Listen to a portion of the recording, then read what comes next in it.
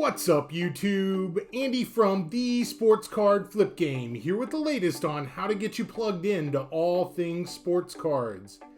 In today's video, we are going to be starting a new series called Examining the Hobby, where we take two trends in the hobby and debate them side by side to figure out which one is the winner. In our last video, we broke down singles versus wax. We essentially did this, I just didn't have a name yet for it. So in today's video, we've actually got a name for it. It's going to be called Examining the Hobby. We've got our loop here. We're going to be taking a look at the latest trends. So if you haven't already yet, hit that sub button, join the team. Be sure to click the bell notification as well so you can be notified of when I'm posting new content. I'm posting content twice a week to help keep you informed with all the latest. And get in the comments down below. Let me know what you think about this video. Do you like it? Do you not? Do you think in today's video, we're going to be debating our two, challengers, so to speak, prospects. And by prospects, I mean basketball prospects who are maybe in their second or third year, who haven't quite hit their potential, versus inserts. Specifically in basketball, right? All the rage right now. We're going to be putting those two head to head to see where you should put your money.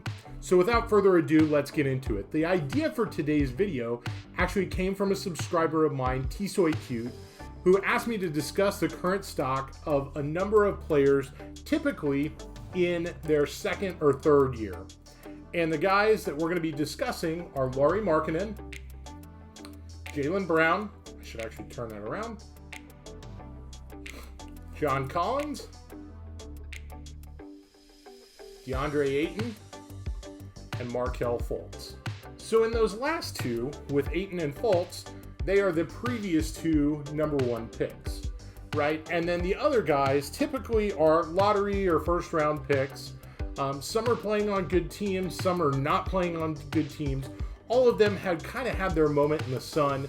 We're really going to look at four key factors that I think you need to take a look at when you're evaluating kind of a sleeper prospect, not a Luka or a Trey or a Ja or a Zion, right? One of those guys that maybe hasn't quite hit their potential.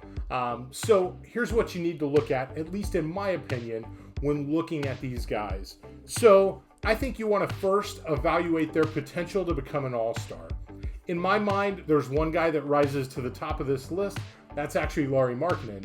He, in terms of statistics and buckets, puts him up at a pretty high rate. I think the other guys that are kind of close there, Jaylen Brown certainly does, play for the Celtics, gets a lot of exposure, and certainly Ayton and Fultz are both doing well, given their respective locations. So that's actually the second thing that I want you to take a look at. The first one being AllStar Potential. The second one being their actual market potential.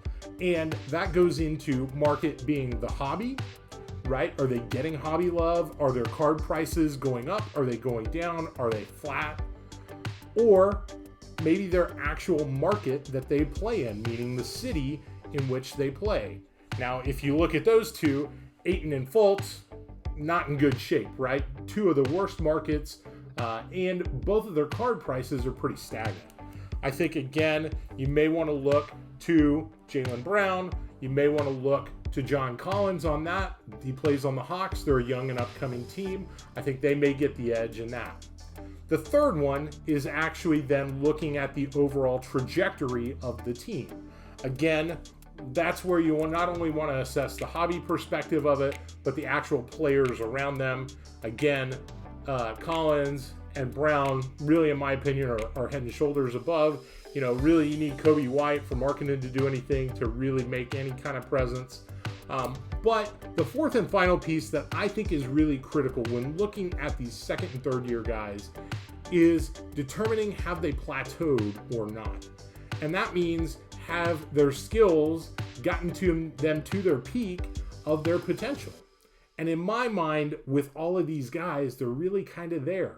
They're not going to be world beaters. They're not going to be all-stars, or at least not perennial all-stars, guys who can really make a big hobby impact.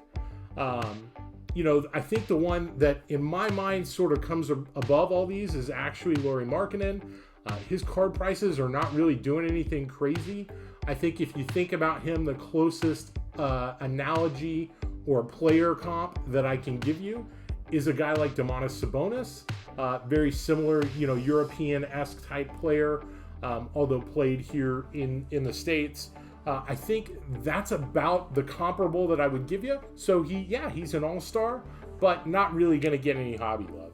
So in my mind, that's kind of taking a look at prospecting, especially when you're looking at a 2 or 3 year potential and trying to find some of those hidden gems that maybe make it come up. I think Markkanen may be the one that could do it, but I'm not holding my breath. On the flip side, let's take a look at where you should put your money. Right? And in my mind, there's something that's starting to get a little bit of a rise in the market right now, and it's inserts. And we're not talking about, crazy, super high dollar cards. We're talking about $10 and $20 cards.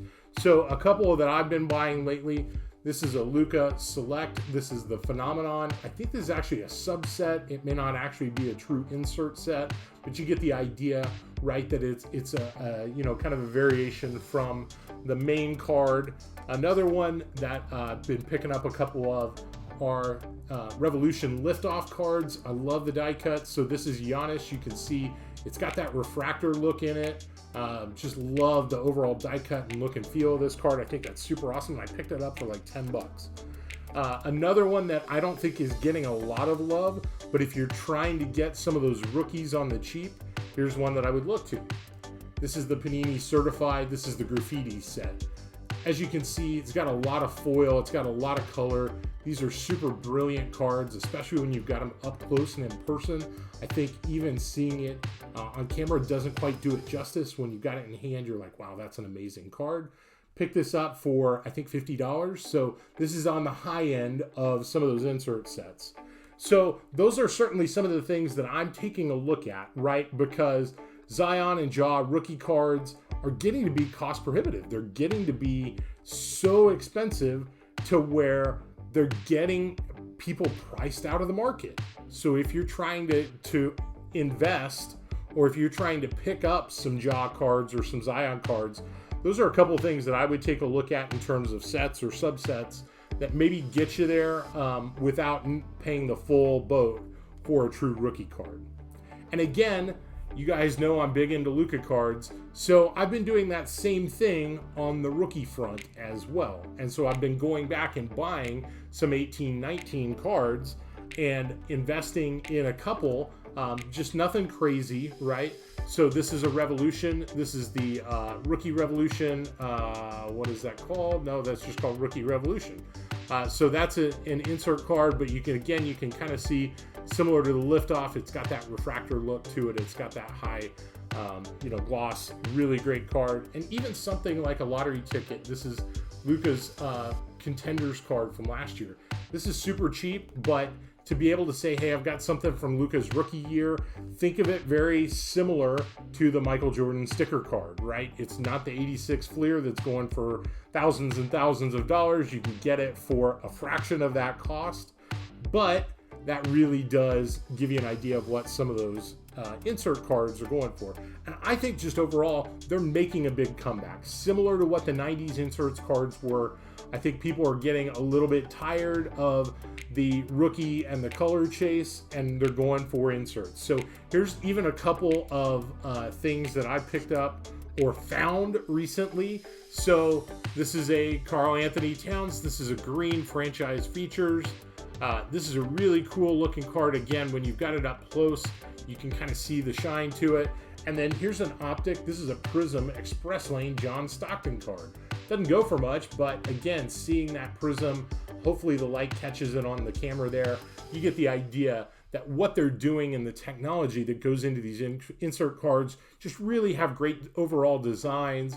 They've got the top players. Certainly, I think if you're looking to pick something up on the cheap, these are good investments. They're not going to overall go crazy, but if I were going to put my money into something like this or one of these guys and maybe take a flyer on, I would put my money into the proven guys all day long. So that's going to do it for today's video. Again, leave me a comment down below. Tell me if I'm crazy. Tell me if I'm nuts and you think, hey, you got to keep 2 of the rookie cards. Totally fine to hear that. So that's going to do it for today's video. Until next time, keep your flip game strong.